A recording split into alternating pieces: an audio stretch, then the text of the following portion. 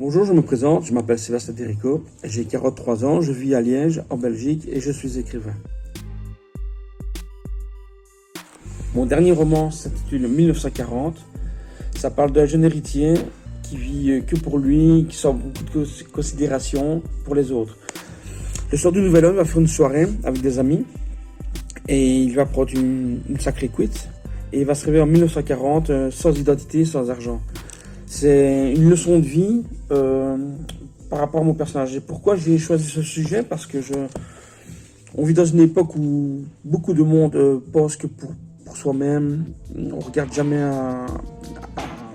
aux autres, on regarde jamais aux autres. Et je crois que ce livre-là a une bonne moralité et une très belle histoire d'amour.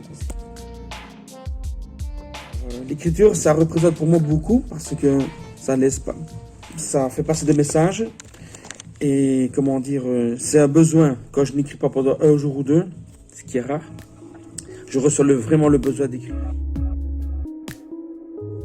Alors j'écris la nuit, c'est le seul moment où je peux me retrouver avec mes personnages, au calme.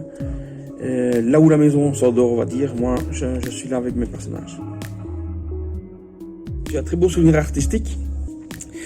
Je suis parti à Marseille pour une tournée littéraire pour Molly et j'étais accueilli dans une école primaire, oui, où j'ai créé un atelier d'écriture avec les élèves. C'était vraiment une très belle expérience pour moi. On va commencer tout d'abord par Stephen King. Je ne peux pas passer à côté. J'ai commencé à lire Stephen King, c'était Cujo. Je devais avoir l'âge de 8 ans. Oui, 8 ans. J'ai bien aimé le personnage, l'écrivain. Et j'ai enchaîné avec Shining et puis les Danses macabres qui m'ont vraiment bien marqué durant ma jeunesse, qui m'ont donné envie, c'est ça qui m'ont donné envie d'écrire. Et puis j'ai lu du Tolkien où j'ai trouvé vraiment ma voix. J'ai toujours voulu écrire en fait, depuis tout petit, je racontais des histoires à mes amis, sortis de nulle part. Et je me suis dit que j'étais petit, je me dis, plus tard je serai écrivain. Et ça s'est jamais fait, ce que j'ai cru que c'était pour les gens qui ont fait l'université ou les ateliers d'écriture. Et puis je me suis lancé et la voiture a bien démarré. Alors je like principalement donc mes amis auteurs, leur sorties littéraires, leur interview. Je like des amis, des anniversaires, la famille de temps en temps. Donc voilà. Ça va du Jean-Michel Jarre à du fantasy, à du classique, à du piano bar. Je n'ai pas de style proprement, j'écoute la variété française aussi. Ce que je n'aime pas, c'est les musiques d'aujourd'hui, avec les nouveaux chanteurs. Quand on écoute les paroles, ça n'a pas trop qu'un sens. Alors une musique qui a marqué mon enfance, je dirais Le Grand Bleu. Parce que quand j'étais à l'internat, je faisais de la plongée et je suis tombé sur ce film-là en même temps. Et les musiques m'ont apaisé. Et je ne sais pas vous expliquer, mais Le Grand Bleu, oui. Le Grand Bleu est un grand classique de ma jeunesse. J'écris principalement du fantasy, du fantastique et de l'horreur. Et là, je suis sur une expérience, donc j'écris un scénario pour un réalisateur. C'est une comédie romantique. Et je prends plaisir à écrire ce sujet-là, qui n'était pas vraiment dans mes cordes. Une très belle expérience.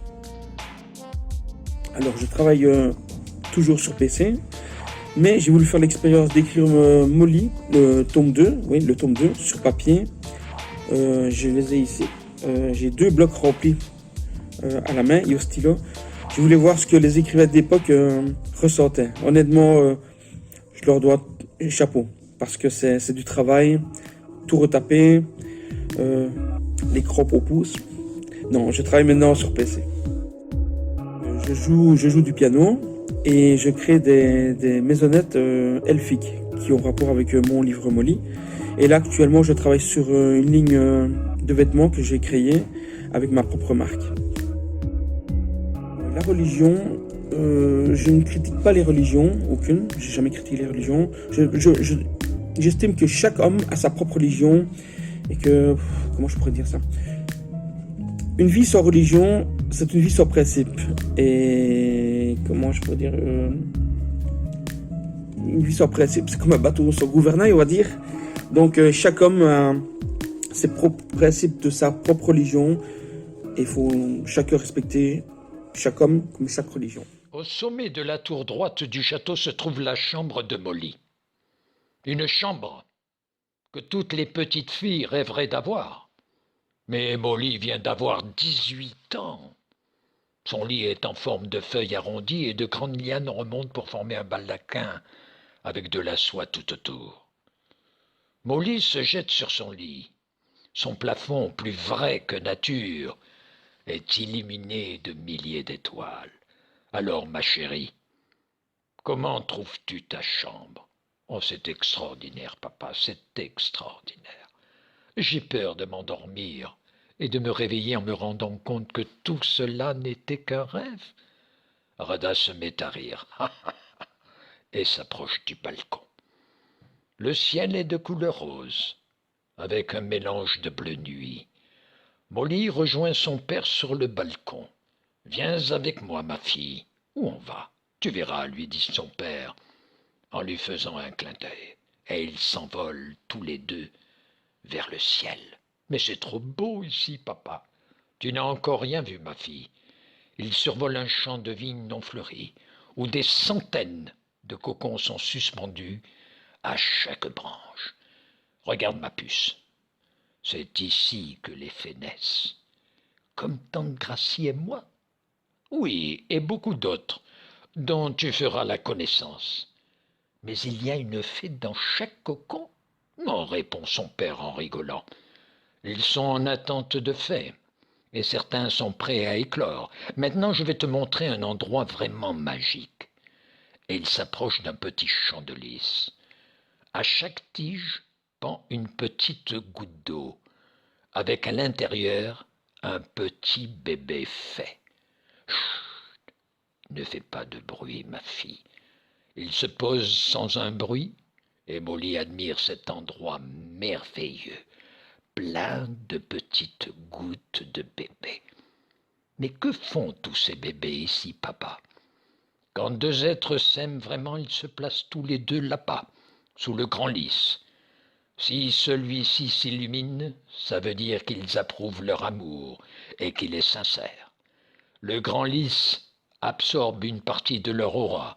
Une goutte céleste se forme à l'extrémité d'une tige et un bébé viendra au monde 30 jours plus tard. Oh, mais c'est extraordinaire, papa, ce que tu me dis. Et dire que je suis né d'une goutte céleste, dit Molly en marchant dans l'allée. Allez, viens, ma chérie, on y va. Molly s'envole en regardant derrière elle, fascinée par le chant de nouveau-né. Papa, combien de temps vit une fée? Nous sommes immortels.